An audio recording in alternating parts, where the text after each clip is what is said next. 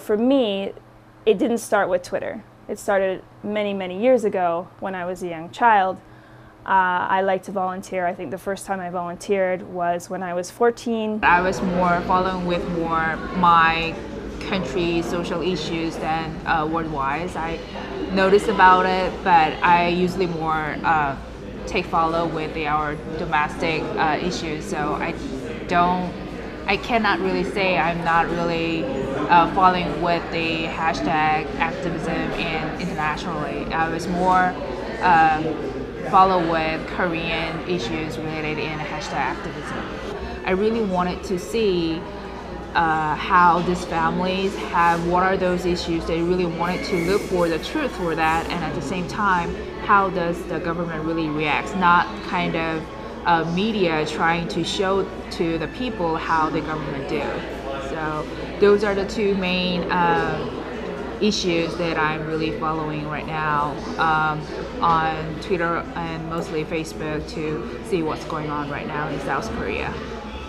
In a transnational global era, we still have to be aware of the fact that there are many countries in the world, there are many cultures in the world, and even if we go in with good intentions, we have to be respectful of other countries. So that's what I like to look at. I like to look at living in a global world. We're trying to do humanitarian things, but we still have to try and have understanding for different cultures and different governments, and how do we help each other, and then why do we want to help people more than others? Is it always because of political advancement? Is it because of ties? Is it because of economic advancement?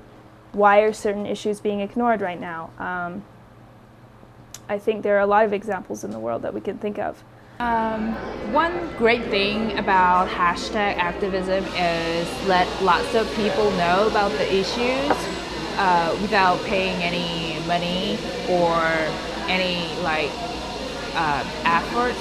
But one major criticism might be that is those people who follow the Facebook or the Twitter or retweet those issues, do they actually involve into those issues, and at the same time, do they actually do something else about on that issues?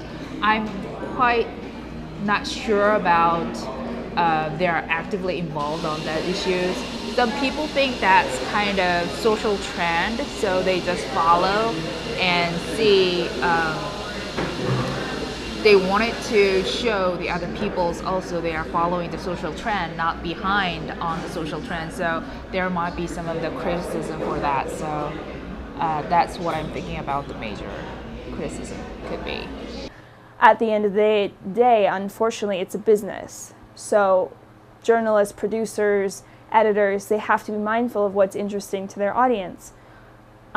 Excuse me. They're also under economic burden, so they have to be as frugal and economically sound as possible. So pursuing these kind of human rights stories takes time, it takes a lot of knowledge, and so therefore they're not reported on. Why are some stories, why would something like Coney be interesting to people and not other stories that are happening in the Congo or Central African Republic or other places? That maybe because it was presented to them by two average guys, these two kind of unassuming guys were presenting this information. They were trying to present it in a clever way. Maybe they were really media savvy, so they could kind of put an interesting spin on it. But at the end of the day, it has to do with timing. It has to do with what's competing. What are the messages competing? Is it a slow news time? Is there a lot happening at that moment? And is it relevant? And then also there's just that kind of, in entertainment they call it an X factor, that kind of unexplainable something that people have. I guess it's the same in news stories. There has to be something that's drawing people in.